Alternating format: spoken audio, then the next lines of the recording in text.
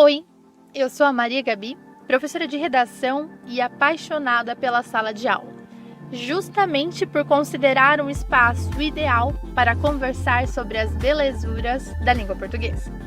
Na aula de hoje, estudaremos sobre o já tão conhecido por nós, gênero textual, resumo.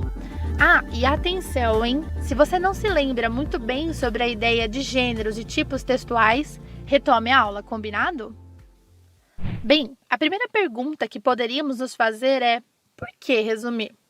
Bom, há muitas possíveis respostas. Vou citar apenas 3.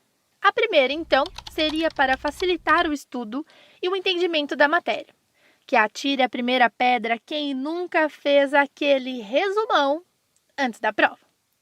O segundo motivo seria para apresentar e aprender mais sobre o assunto. Por exemplo, muitas vezes a melhor forma de se entender um conteúdo, um assunto, é fazendo um resumo dele. E mais, nós só conseguimos apresentar algo se entendemos bem a ideia. Por isso, então, o terceiro motivo, facilitar a compreensão, tanto a nossa quanto a do outro. Opa, como assim? Como assim facilitar a compreensão do outro? Imagine a seguinte situação. Você, pequeno broto de feijão, está animadíssimo para contar uma história super, mega, hiper empolgante para alguém. Há 2 possibilidades. Você começa a contar sem ao menos explicar para a pessoa do que se trata o assunto. Muito provavelmente, ela irá olhar com essa cara para você. Pois é. Você precisa, portanto, apresentar o assunto de maneira resumida. A outra possibilidade, pequeno broto, é contar sua super, mega, hiper história com todos os detalhes, sem abreviar nenhum pedacinho. Sabe aquele áudio de 40 minutos no WhatsApp? Então, é tipo isso. O máximo que a pessoa pode fazer é senta lá, Cláudia. Bem, independente de qual for a hipótese, você fracassou miseravelmente em sua missão de transmitir sua mensagem, já que você não se comunicou com eficiência. Lembre-se de que somos todos produtores de sentido. A segunda pergunta, portanto, é: ok, entendi que preciso resumir, mas o que se resume? Pequeno gafanhoto, você resume textos. E atenção, hein? Precisamos ampliar nossa noção de texto. Há textos escritos, falados e visuais. Texto é produção que gera sentido. Bom, se é assim, a pergunta que não quer calar é: como fazer o resumo? Para isso, vamos pensar em etapas, em 3 especificamente. A primeira etapa consiste em compreender o texto. Se o seu texto base, ou seja, aquele que será resumido, for escrito, você deve fazer uma leitura atenta de cada uma das partes do texto. Grife, destaque o essencial, faça anotações, compreenda a ideia. Deixe o texto marcado. Pegue um caderninho, uma folha ou até mesmo o bloco de notas do celular e anote o que é essencial. A ideia do autor, os conceitos, as etapas da narrativa, se este for o caso. O importante é, lembre-se, estar tudo muito bem organizado. Agora, se for um texto oral, anote, se puder, memorize e compreenda. Exemplo prático. Imagine que você está conversando com alguém e depois você precisa contar, mas olha a fofoca, hein? Para outra pessoa que você conversou. Com certeza, você não irá se lembrar de todos os detalhes, mas os mais importantes você se lembrará, e são eles que você irá contar. Isso é praticamente um tipo de resumo. A mesma ideia se aplica aos filmes. Ninguém vai ao cinema em sã consciência com um caderninho para anotar. A memória guarda o necessário. Freud explica, hein? Agora, se o seu texto for visual, um quadro, por exemplo, você precisa compreender o contexto e a ideia.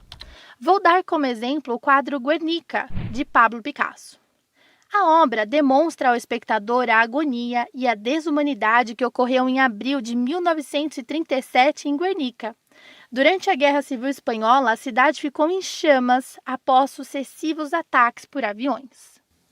Veja só, o que eu acabei de fazer foi um resumo. Não contei detalhes da obra nem a analisei profundamente, mas contei a você o essencial para que, claro, você pudesse entender do que eu estou falando. Resumindo, portanto, a primeira etapa consiste em ler e compreender o texto. A segunda etapa, por sua vez, está focada no planejamento do texto final. Pequeno polegar, preste atenção. Jamais inicie um texto sem saber como irá terminá-lo. De novo, jamais inicie um texto sem saber como irá terminá-lo. Você deve levar isso como um mantra. Antes de dormir, agradeça ao dia e lembre-se, jamais inicie um texto sem saber como irá terminá-lo. Certo, baby? Ok, agora podemos continuar. Planejar um texto é fundamental. Por exemplo, quando você precisa ir a um lugar que você não conhece, você não sai pela rua como um desgovernado. Caso contrário, você ficará sem rumo, concorda? Então, antes você provavelmente pesquise no GPS o caminho e sabe onde e como irá chegar. Porque, claro, ninguém sai de casa sem saber onde irá chegar, a não ser que você seja um aventureiro. Planejar o texto é saber por quais caminhos você irá passar, quais informações colocar, como ordenar as ideias, qual colocar primeiro. Faça em tópicos palavras-chave, recupere a compreensão e leitura da primeira etapa. Lembrando, hein? Planejamento não é rascunho, ok? Primeiro, faça o planejamento. Depois, se for preciso, o rascunho. Pois bem, prossigamos. Em resumo, a segunda etapa consiste em planejar o texto. A terceira e última etapa é, finalmente, o texto final! Uhul! Você deve, baseado em um planejamento, escrever o texto final e seguir a estrutura básica do resumo. Veja, todo o resumo deve ser dividido em 3 partes. Na primeira, você deve apresentar o assunto do texto base, os conceitos fundamentais trabalhados. Se for um filme, por exemplo, você expõe o tema do enredo. Se for uma conversa, o tópico central discutido, conversado. Na segunda parte, por sua vez, você apresenta os detalhes significativos do texto base, aquilo que é importante que o outro saiba. Na terceira, por fim, você conclui as ideias expostas no texto base também. Ah, Gabi, devo contar o final? Então, depende. Depende da situação.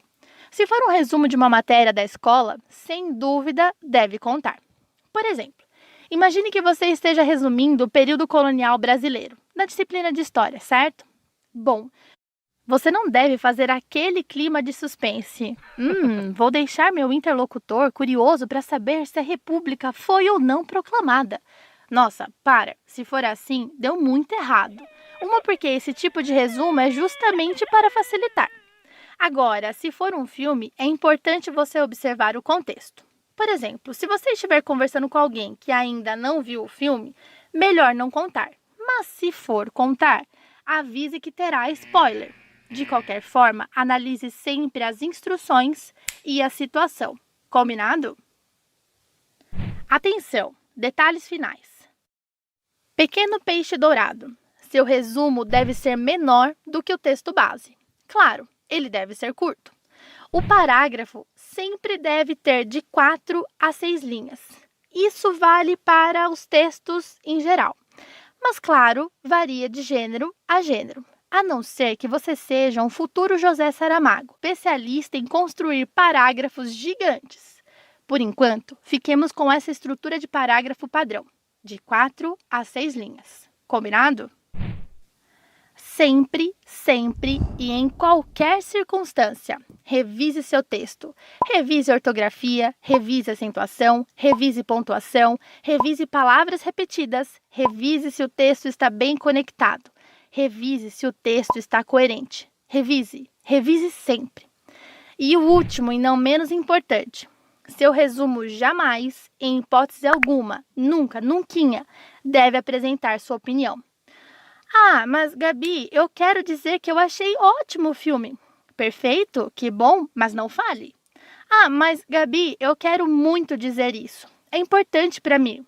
Então, pequeno broto de feijão, você deverá escrever uma resenha, não um resumo, certo? Bom, falamos aqui do resumo escrito em prosa, ou seja, em parágrafos. Mas lembre-se de que ele pode ser escrito, sim, em forma de tópicos e, claro, o queridinho de todo estudante, o famigerado mapa mental. Independente de qual for sua escolha, as etapas se aplicam aqui, sempre, ok? Não é fácil, mas também não é impossível. Não precisa perder a cabeça. A prática, meus amores, leva ao hábito. Bons estudos! Beijo! Tchau!